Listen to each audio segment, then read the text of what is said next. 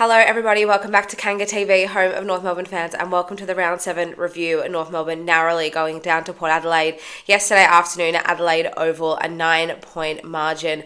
Port Adelaide taking out the win 14-13-97 to North Melbourne 13-10-88. A lot to unpack from this one, from an on-field perspective as a whole, some individual players that I want to talk about, and then just where North sit after 7 rounds of the AFL season. It's definitely been a roller coaster ride, to say the least. I just wanted to address the elephant in the room once again. I am still sick. I do still have a bit of a blocked nose and I am a bit congested, so thank you if you do stick around for the review.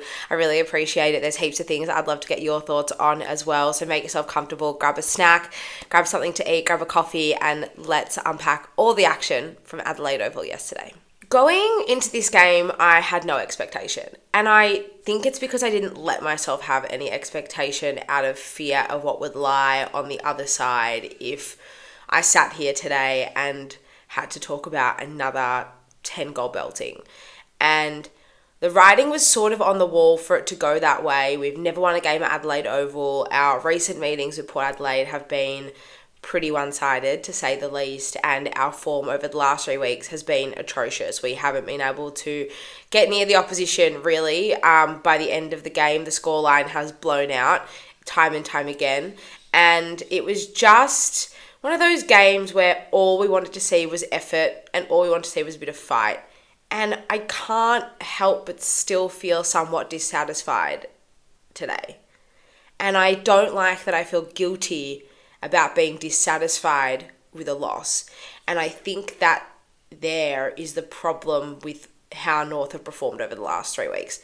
If you had told me, at the end of the Adelaide game that we would have come out and played Port Adelaide and lost by 9 points, definitely would have been frustrated and definitely would have been angry and definitely would have been demanding more. And I feel like I should be able to do that now, 3 weeks on, despite the fact of what's happened on field over the past 3 weeks, if that makes sense.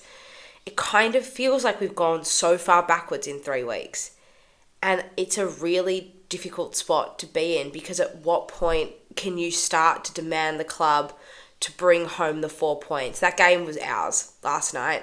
We had the rub of the green after quarter time.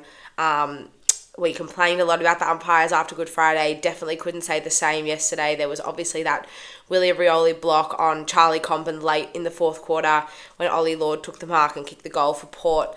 But outside of that, it was pretty hard to argue. The umpires definitely were more on our side yesterday, which is a change. Doesn't really happen for North. But we were really competitive. We made a real even scrap of it, particularly in those second and third quarters. They were tough to watch, but we were able to sort of get on top, and then we really threw everything we had at Port in the last quarter. And every time we threatened to take the lead, someone up forward failed to put it through the big sticks, or a passage of play broke down in the middle of the ground because of a silly hand pass, or we were too slow, to get rid of the footy, and we were caught in sort of no man's land. There was a lot of positives to take out of the game, and I don't want to shy away from those. I definitely do want to touch on those, but yeah, it's a weird one, hey. I shouldn't be sitting here on a Sunday feeling guilty that I'm upset with a 9-point loss. And I don't like that after all that promise and all of that hype, I guess, that was on display in the first 3 weeks of the season has kind of evaporated, and it feels like we're back at square one again. Because on the back of the performance against Port Adelaide yesterday, we should be looking to Essendon and thinking we can absolutely beat them. And that is a winnable game. And I don't think it's unreasonable to be sitting here demanding wins. At what point do we take that step of showing heart and responding and showing promise and converting into 4 points and winning games of football? Because at the end of the day, and I've said this all the off-season and all season so far, it's the tangible proof that we're moving forward that we want. And if the 3 weeks, between round 4, 5 and 6 end up being an outlier in the rest of the season, then great, awesome. I'll be thrilled. And I'm sure everyone who watched and opted not to watch at home yesterday would be thrilled. But the effort that we showed yesterday should be a non-negotiable. That should be the bare minimum that we bring every single week. And then, yes, wins will come, But at what point do we start expecting the wins to come? Because I think feeling proud yet disappointed with the result yesterday isn't an unreasonable emotion. And I don't know why I feel bad that I feel that way after the game. Because all week, I didn't even do a review after Good Friday. Like, all week, the narrative has been, it's time to respond, it's time to respond. Show us that the jumper means something to you. Do us proud. Put in a shift. Like, give up a good fight. And we did all of those things yesterday, no doubt. But it doesn't feel like it was enough because we, again, were the reason why we lost that game. Inaccuracy in front of goal hurt us. Some really silly decisions hurt us. The last 10 minutes of the first quarter ultimately really hurt us as well on the scoreboard. And I'd love to know at what point we mentally switch on from the start of the game and not from the start of the second quarter, because we are now 0 from 7 in opening quarters this year. I mean, at what point, like, something's got to give here. Do you know what I mean? And I just come back to this thing of, I don't like that I feel guilty, that I'm dissatisfied still. But I think that's a good place to be, because I think that hopefully that's a sign of, okay, rounds 4, 5, and 6 are behind us. We can now focus on to really putting in competitive 4-quarter or 3.5-quarter, hopefully, performances, and that will hopefully lead us to more wins as the season goes on. But that's kind of where I'm sitting this morning, having slept on it and thinking about it now. And it's a weird spot to be, and I'd love to know how you guys feel about that, because I just can't help but feel bad. And I don't think I should feel bad about feeling that way, because I also, on the other hand, am so proud and I'm so happy that we were able to come out and put up a fight. Like I said, I didn't give us a chance in this game. For those who watched the preview, I said I couldn't even imagine North getting close to Port, let alone being within single figures of Port. Just based on, like I touched on before, based on our previous record at Adelaide Oval, 0-12 going into this game. Our recent record against Port Adelaide's been pretty bad. They've had the wood over us for close to a decade now, give or take. And a lot of those margins have been pretty significant. So to go over there and to really just throw everything we had at them was so pleasing. And it definitely felt like we had refound, I guess, our spark a little bit, and refound our soul a little bit. And yes, it was just on the back of one game, but now sitting here playing 7 games for the season, I would say that 4.5 games now, I've seen the brand of footy and the type of footy that I want to see from North Melbourne moving forward. That was rounds 1, 2, and 3. That was half of the Gold Coast game and then yesterday's game. And so overall, if you look at it that way, we're definitely heading in the right direction and it's definitely an upward trajectory. But I'm so hungry, and I'm hungrier now than I probably was even 2-3 weeks ago, for some more wins, and wins being winning games on field. So that's kind of where I'm sitting today, and I'd love to hear how you guys feel as well. I don't think it's unreasonable to feel this way, and I guess I'm searching for someone in the comments to agree with me. Football's a weird game. And I think that all of those things are valid. And I think most feelings would be valid after yesterday's game because it was a weird game. Anyway, let's unpack it a little bit further. Horne-Francis is in the middle of it. As you'd expect, the ex-Kangaroo, they're letting him know. Curtis involved again. Whose free is it? I think it's going North's way, and they'll have a shot for goal. Horne-Francis, their pick 1 in the 2021 draft for North. They haven't forgotten. It kind of feels like we had left the old Tristan Cherry behind when we played Adelaide at Adelaide Oval in round 3, and we only picked him up yesterday afternoon. Big X was back.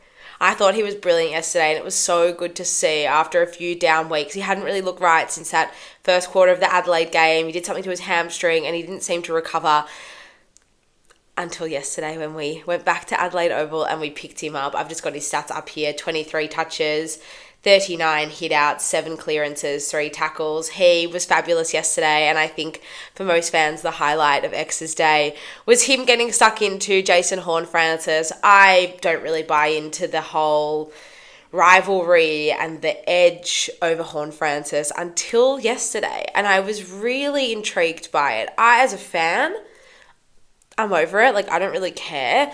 But to see how angry and to see how fired up we got as players and how passionate we were as players towards him yesterday was quite pleasing, to be honest. I've always found, and I've found North in the past 6 weeks in particular, just to be a bit timid and maybe allow us to be kind of walked over, and we're not really physically intimidating whatsoever. Like, I don't think any team would really be scared to play North physically anyway. But yesterday was a different story. We were at it. We looked like we were getting under the skin of a lot of Port Adelaide players. Horne-Francis in particular, he kind of had this target on his back. Jai Simpkin actually was the one who kind of started all of this. He went up to Horne-Francis and gave him a bit of a shove. I think he pushed him to the ground, and it was on for young and old for the rest of the game. Horne-Francis, he did play really well, and I will give him credit there, but it wasn't without a little bit of attention from some of his former teammates. Jai Simpkin is an interesting one, and I'm not sure. Starting off in the season, the first few weeks of the season, this is sort of a broken record at this point, but the first few weeks of the season, I thought Jai was really, really good. It kind of looked like the solo captaincy suited not only him, but also Luke McDonald. I think with Jai, one thing that I've noticed in the past few weeks is, look, in the first few weeks, he was always the one getting the fire started. Like, he was the one trying to start something from the start of the game. The issue with Jai in that instance is that often his disposal was letting him down. So he'd be the one trying to start something. He'd be the one trying to get his hands on the footy as much as possible and to kind of get North going for the game. And that's completely gone now. Like, I haven't really seen much from Jai over the past few weeks. And even when I was seeing him do that early on in the season, the disposal wasn't great. He was still missing targets, and the intention was good, but it just wasn't followed through on the execution. So I wonder what's going on there, and I don't know if the pressure that's come externally over the past few weeks has been too much for him and he's unable to kind of stand up and respond. But in terms of a leader, that's not good enough from your captain. And someone like Luke Davies-Uniacke, who I actually thought LDU was great yesterday at 11 clearances. I thought he was really strong in the middle of the ground. His disposal too needs work. That's no secret.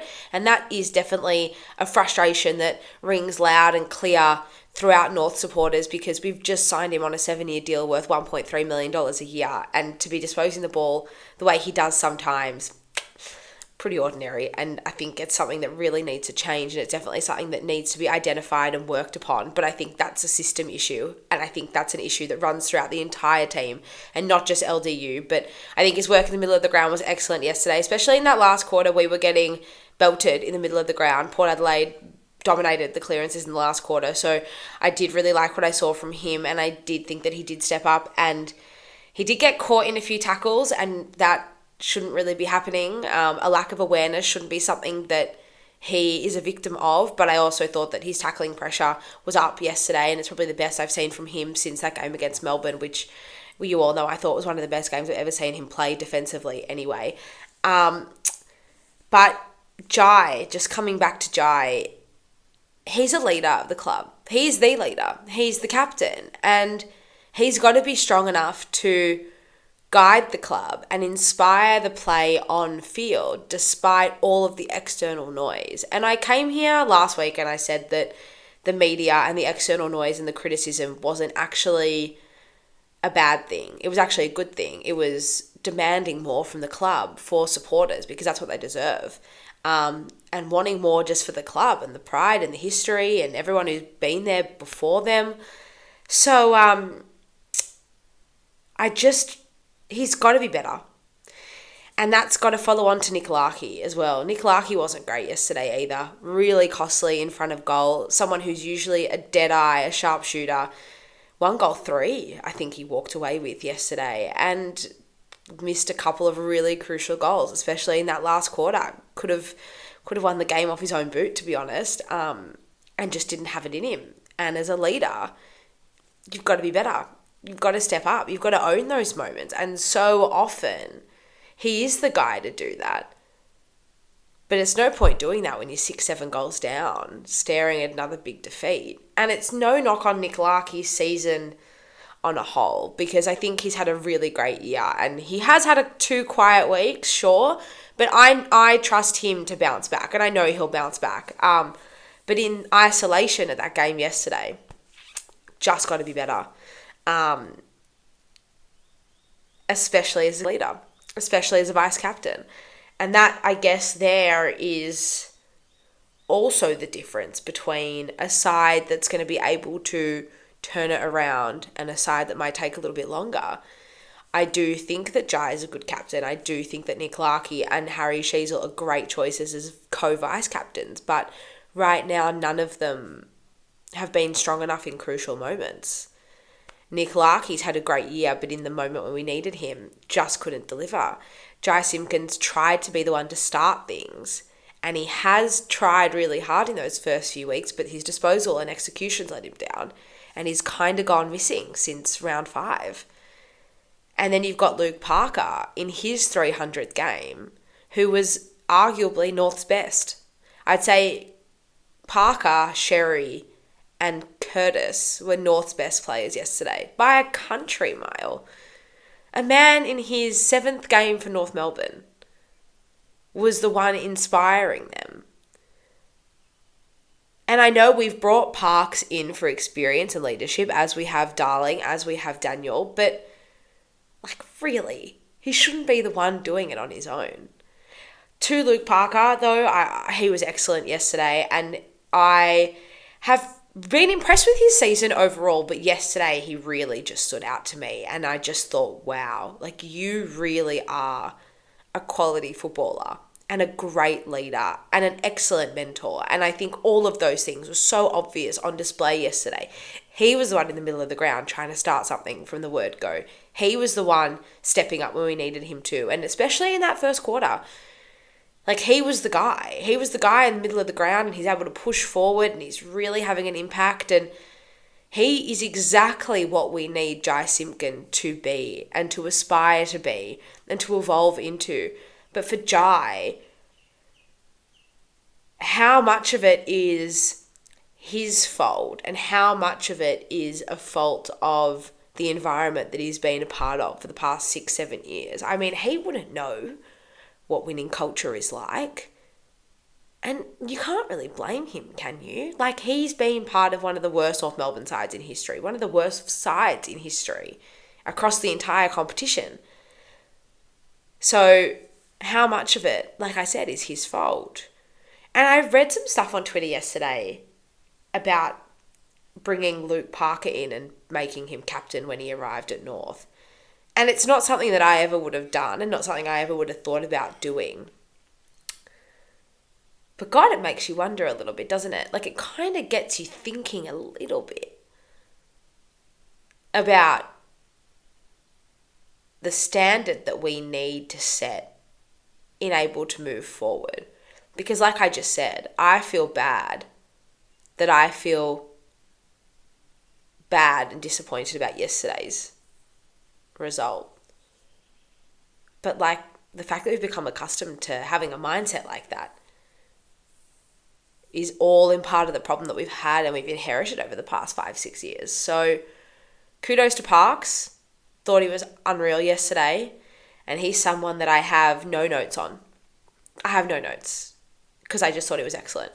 And in his 300th, he can hold his head up high. And I thought it was a beautiful gesture for the club to bring his best mate and former teammate Sam Reid over to Adelaide to present the jumper, and then he and Jack Darling to cheer him off at the end of the game. I thought it was a really, really nice touch. So kudos to Luke Parker and congratulations on game 300. Just looking better and better as the day goes on. And I love having Luke Parker at North Melbourne.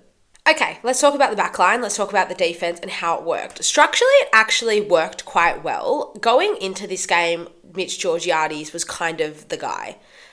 Mitch Georgiades was the one. He's the key forward. He's the guy up there. And then up until yesterday's game, Ollie Lord was supposedly just the second tall forward there to help structurally and to help the flow of the forward line and the way it functions.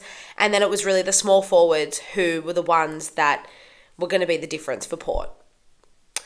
But in true North Melbourne form, we just find some random footballer and play them into form. And yesterday was Ollie Lord's day. I thought Ollie Lord was great. I really like his energy, and I'm not going to sit here and gloat about a Port Adelaide player, but he did bring a smile to my face. I think he's quite goofy. He's obviously very young, and I really thought that he played well. And I really thought that he was a lot more dangerous than we probably would have assumed heading into the game. And look, it's not to our detriment. I do think that Callan Dawson played a solid game. It was obviously his first game for the season. I really like Callan Dawson, and I'd love to see him get a run of 4 or 5 games and just kind of see where he sits. He's on a 1-year deal, and I think we do need to think about those sorts of things as well moving forward.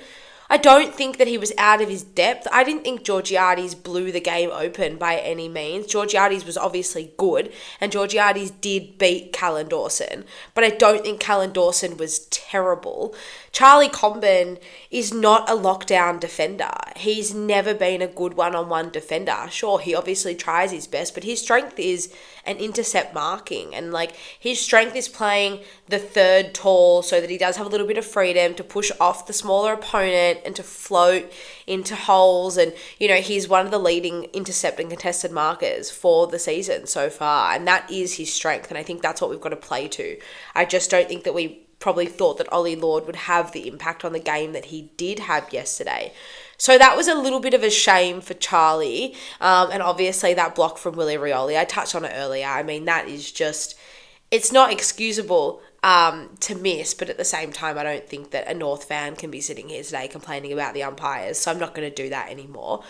Heading into the Essendon game, so it was a 5-day break between today, and we play obviously all the Bombers on Thursday night.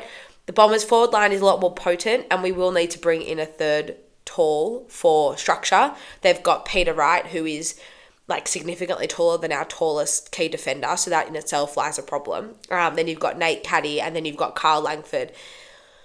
I'm happy to wait and see what they do. I think Callan Dawson deserves another game on the back of yesterday's performance, but I would definitely opt to bring in one of Logue or Core for the game against Essendon. I actually think that Toby Pink probably should play. Physically, he's big, and he's one of the taller ones of the lot. And I thought he was really good in those 2 games, but I wouldn't play Pink, Dawson and Comben as the backline trio. So I'm not quite sure what Clarko and the selection panel will do.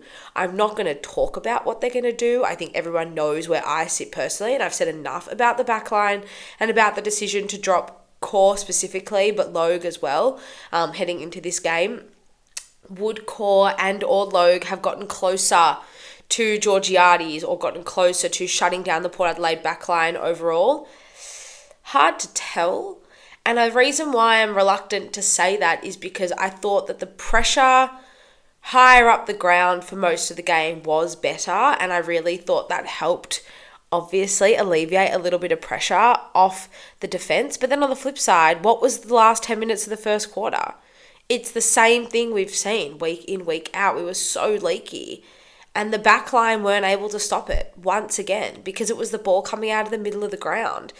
Yesterday in the last quarter, Port Adelaide absolutely dominated us at the clearance. But it was our work rate, our effort, and our ability to pressure Port Adelaide when they did win the ball out of the centre of the ground that made the difference. It's not the back line making the difference there. And that there lies the issue that we've had all season. It was never a backline issue. And the way we crumbled at the end of the first quarter is an example of that. And on the flip side, the way we're able to tighten up the game after quarter time is a reflection of that. And so I just really want to know what changes we're going to make higher up the ground to rectify the issue. Because it's clearly not just a backline issue. Because if it was, then the onslaught at the end of the first quarter never would have happened. And if it was, then we wouldn't have been able to even the game and force Port Adelaide. Port Adelaide's a very hard, fast ball moving side. They're really hard on the attack.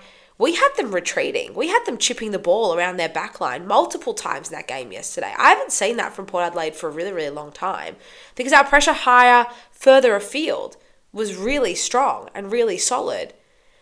So it's really obvious that the issue isn't exactly the backline, and it's not specifically the midfield. Like, it's a bit of everything. And I'd really love to know how we rectify that ahead of the game against Essendon, because we will need to bring someone back. Structurally, there's no way Callan Dawson and Charlie Comben are going to be able to compete with Essendon's forward line alone. So I'm really interested to see how we deal with that, because Arch was good. He was good on return yesterday. I thought Luke McDonald tried, but probably wasn't a great performance from Luke McDonald. I thought Riley Hardiman was great, and there were definitely signs there of improvement overall, and I really think that Riley Hardiman does need to keep his spot in this side. He provides run and he provides poise like we don't really have a lot of out of the back line. I thought that Finn O'Sullivan was excellent yesterday. I thought Finn O'Sullivan, he did push higher up the ground as well when needed, but it was probably one of the best games I've seen from Foss. He was kind of in everything. He was throwing himself at everything. I loved the game we saw from him, and I know a lot of people would disagree with me, but I thought Colby McKercher was good yesterday as well. It's definitely the best game I've seen Colby play all year. His disposal maybe wasn't up to it the way we needed it to be, but definitely the best I've seen from him all year, and I think warrants another week. But again, whether that works structurally or not, I'm not sure. Talking about structure changes, poor Darcy Tucker, and I don't know if people are going to have any sympathy for Darcy Tucker, but that lockdown role on Connor Rozee was just a complete failure. Didn't touch the ball, had 3 tackles until he was subbed off late in the third quarter. I don't see a world where Darcy Tucker plays next week, unfortunately. With Jackson Archer back in the side and that performance, I applaud Clarko for trying something, and I understand the logic behind it, but it was just not well executed whatsoever. Darcy Tucker not only didn't touch the ball himself, but wasn't able to stop Rozee. I didn't think Rozee was as damaging as, say, a Butters or maybe a Horn Francis, but Rozee was one of the best players support on the ground as well. It just didn't work at all, and I do really feel for him, because I just, it's clearly a deficiency in his game is he's not adaptable like we need him to be. And one thing that Clarko loves is versatility in a player, and Darcy Tucker was just the complete opposite of versatile yesterday. And so I'm really curious to see where he fits into the lineup next week, and I just struggle to see him actually getting a game after that performance. And then with Jackson Archer coming back into the side, the only thing that would potentially save his spot is if Luke McDonald was the one to make way. Darcy Tucker returned to the defence, and then you bring, someone else into the fold. That's kind of where I sit with Darcy Tucker, and I'd be interested to see, now that Arch is back into the side, I wonder where Darcy Tucker and McDonald sit as a duo, because I don't know if you can play both of them in the same side, in the same back line, with Arch back in the side. I don't think either of them have been horrible this season up until yesterday, when Tuck definitely was beaten out by Rozee. So definitely one to watch there as well. Let's talk about Paul Curtis. I can't wait any longer. I think sitting at the end of round 7, he is tipped already to break into the All-Australian side for the first time. It is very rare that North players do have any impact on the All-Australian side, but God, he's been unbelievable. What a season he's having. I think we always knew that this would be the season for Paul Curtis, but I just didn't know if the season would translate into this. Another 3-goal game from him. He has absolutely been the difference up forward all year, and I think this here is just a reflection on not only his own performance. I don't want to take away from his personal development and performance, because he's been building really nicely over the past few seasons. But this has just been wow. He's really been the one to explode in 2025. But this comes back to our forward line having a much more even structure. And if it's not Larkey helping out, it's Curtis. If it's not Curtis, then it's Zurha. And he was really good after halftime, Zurha. He didn't touch the ball until late in the second quarter, but I actually thought he fought really, really hard in that second half. And the second half is some of the best footy I've seen from Cam Zurha so far this year. If it's not him, it's Darling. Darling was quiet again yesterday, but I thought thought he did present really nicely at the ball late in the third and in the fourth quarter. Obviously kicked that goal from a 50-metre penalty. Each of them are able to contribute, and I think that's been the best part about this forward line so far this season, is the way that we have been able to have a bit of an even spread. Sure, if the supply was better into the forward 50, we'd probably have bigger impact on the scoreboard week in, week out. And our scoreline was fairly respectable yesterday. One thing I will say about the back line, about the defence as a whole and as a team yesterday, it was the first time we didn't concede 100 points in a game so far this season. And I think that's really, really impressive from North, especially given that Port are such a hard, fast attacking side, and they do have a very dynamic forward structure with all of those small forwards. Soundpower Pepper was absolutely sensational yesterday. Maybe didn't hit the scoreboard quite as much as he does, but he was really, really awesome. Willie Rioli chipped in. Like, all these guys still had an impact on the game and still had an impact forward of the ball. So for us to still be able to keep the scoreline, Port Adelaide scoreline under 100 points, I thought was really impressive. But back down our end, Paul Curtis, like I said, what a season he's having. And I did say this leading into season 2025, I thought he'd be the guy.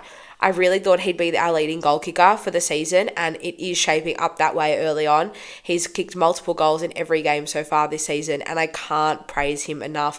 I did just touch on Cam Zerha. Very quiet first half, didn't touch the ball until late in the second quarter, I should say, but then came out in the second half, and I thought was really, really dangerous, did some really, really nice things. George Wardlaw, again, I mean, that goal from the boundary just shows once again why everyone was hanging hope for him to come back into the side.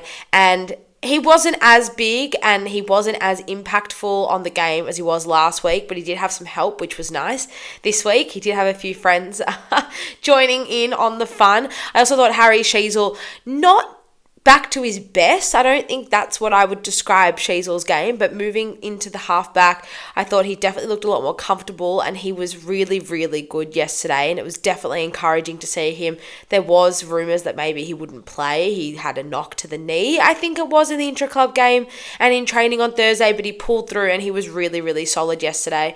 It was really, really pleasing to see him back and looking close to his best. I thought that there was definitely times where you were like, yep, Harry's back, and that was, I think, a really, really pleasing thing as well from him. If anything, yesterday's performance restored my confidence and restored my pride and my willingness to trust the club to be able to be more competitive and to hopefully get some more wins on the board as the weeks go on. Now I feel a lot better about approaching Thursday night. We play the Bombers, and I definitely do feel a lot more comfortable despite the short turnaround, more comfortable around where that game could sit, and on the back of their Anzac Day performance in the conditions that they played in on Friday in Melbourne as well, could potentially work in our favour. I think structurally we do need to make some changes to approach the Bombers. They are obviously a different look side than Port, and there might be a couple of players there who are unlucky to be dropped and to miss out, but on the flip side, we've just got to do what we can to beat them, and I do feel better now. And I know I just said at the start that I feel guilty, that I feel upset that we lost, but I also feel better about where we sit heading into this game, and now our season's set to unfold. We won't know until rounds 10 or 11 if the form that we showed in rounds 1, 2, 3 and 7 were the outlier, or if rounds 4, 5 and 6 were the outliers. And I just hope with everything that I have that those 3 weeks we've just experienced were an outlier, and they were a bit of a wake-up call that we have improved, but we're not there yet. And we can't be ignorant to effort, and we can't be ignorant to just showing up and finding a way to play 4 quarters. And I think that's going to be a big thing for us mentally in particular. I mean, no wonder this side is so short of confidence when they haven't won a first quarter this season. And a lot of the first quarters, we've given up bulk goals in red time. Yesterday was another example of that. And that's an issue that really has to be rectified, and quickly, if we are any chance, I think, of just starting a game off strong. And a lot of that is also our own detriment. It's bad kicking in front of goal. Bad kicking is bad footy. It's such a cliche, but cliche is a cliche for a reason, right? because it's true. Bad kicking is bad footy, and yesterday was a good example of that. We actually weren't terrible in the first half of the first quarter yesterday. We just could not generate a score on the scoreboard. And then we let Port just run all over the top of us towards the end of the game. And yes, I love the fight back. And I love that we, again, were able to find a way to respond in game. But imagine how we could look and how a game could play out if we just won a first quarter. I say it like it's easy. I'm not a footballer. I'm not expecting to be the one to know how to do it, but somehow internally we've got to find a way to do that. I think it'll help our confidence. I think it'll help the way that games flow.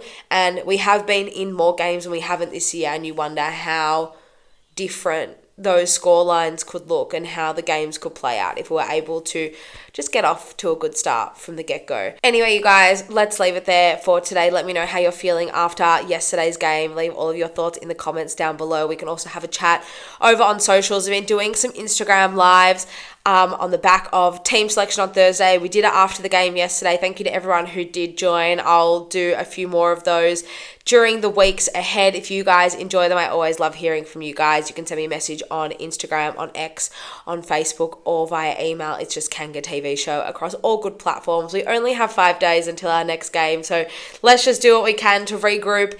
Hopefully we come out feeling confident and believing in ourselves and believing that the Bombers aren't actually a monstrous task, and it's something that we can do. And I genuinely do believe that we can beat the Bombers. And I think, like I said, if that game did anything for me yesterday, it was just instilling a bit of confidence and reinstilling a little bit of faith, a little bit of heart, and a bit of soul back into the North Melbourne Football Club, and hopefully back into season 2025. I look forward to chatting to you guys very soon. Enjoy the rest of your weekend. Go Roos.